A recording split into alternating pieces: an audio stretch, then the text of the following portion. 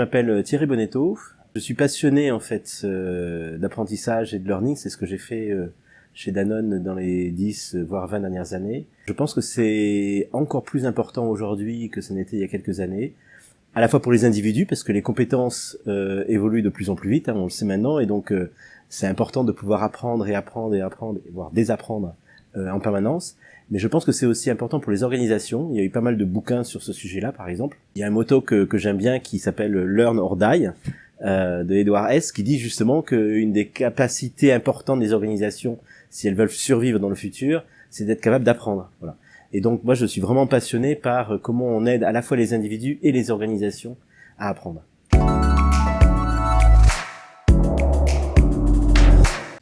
Qu'est-ce qu'apprendre aujourd'hui ? Alors je pense qu'il y a quelque chose qui me semble toujours vrai dans le temps.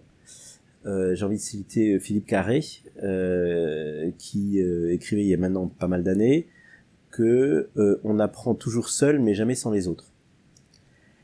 Et je trouve que c'est toujours vrai, et que justement le digital permet de le rendre encore plus vrai, notamment sur la dimension avec les autres. Par rapport à ça, des éléments qui pour moi je trouve intéressants à citer sur qu'est-ce qui a bougé ou qu'est-ce qu'on fait différemment peut-être aujourd'hui. Un, c'est traverser les frontières. C'est-à-dire qu'on avait tendance peut-être à apprendre son métier, se professionnaliser dans son métier, devenir de plus en plus expert, ce qui est toujours pertinent, à ceci près que l'expertise est obsolète assez rapidement. Et je trouve que de plus en plus c'est intéressant de croiser les frontières. Moi j'ai beaucoup utilisé chez Danone la notion de Learning Expedition, c'est-à-dire d'aller rencontrer des organisations ou des personnes pour apprendre de ce qu'elles font et pourquoi elles le font. Et y compris dans des territoires assez loin du business. Et si je peux raconter une histoire là-dessus, qui m'avait personnellement beaucoup marqué, j'avais organisé pour un groupe de RH chez Danone un certain nombre de Learning Expedition, dont une qui s'est passée en Chine il y a quelques années.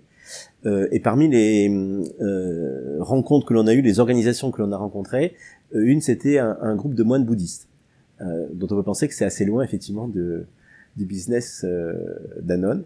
Et à un moment donné, j'ai posé la question au moine, comment vous apprenez ? Et il m'a répondu en anglais, meeting the right people, rencontrer les bonnes personnes.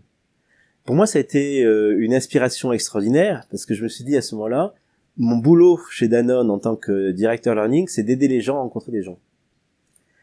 Et je trouve que c'est ça, déjà, c'est rencontrer des gens, et y compris en dehors de sa sphère. Donc pour moi, c'est un premier élément. Il y a un deuxième élément qui est la dimension collective. Je crois que de plus en plus, les plans de formation ou les programmes de développement gagneraient à être plus collectifs, par exemple en équipe, et moins individuels. C'est-à-dire que le pourcentage de formation de programmes en équipe devrait augmenter par rapport à la dimension individuelle. Pourquoi je dis ça ? C'est parce que on est dans un monde qui se transforme, on a tous envie dans nos organisations de contribuer à les transformer, et je pense qu'un des éléments de la transformation, un des facteurs de transformation, c'est le fait qu'on y aille ensemble. C'est d'avoir une masse critique pour ensemble, un nombre suffisant de personnes puissent y aller. On sait bien quand on a des formations et qu'on envoie une personne ou deux personnes de son département dans une formation, il ou elle revient, il ou elle se retrouve le seul ou les deux seuls à avoir fait cette formation, et donc c'est très compliqué d'appliquer les apprentissages. Si on y va tous en même temps, si on l'a fait tous en même temps, c'est beaucoup plus facile. Donc on est dans un mécanisme d'évolution qui est beaucoup plus facile. Donc pour moi, je pense que le deuxième élément, c'est vraiment la dimension collective. Troisième élément, c'est que on avait l'habitude, il y a pas mal d'années, de voir la formation et l'apprentissage comme transférer des compétences qui existent déjà. Et je trouve qu'aujourd'hui, à nouveau, dans un monde qui est en mouvement, les pratiques d'hier sont pas forcément les recettes pour demain.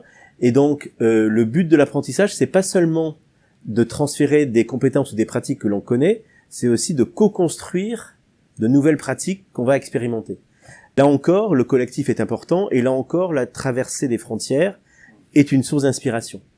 Donc moi, voilà, je dirais ces trois choses-là, traverser les frontières, être collectif et co-construire de nouvelles pratiques.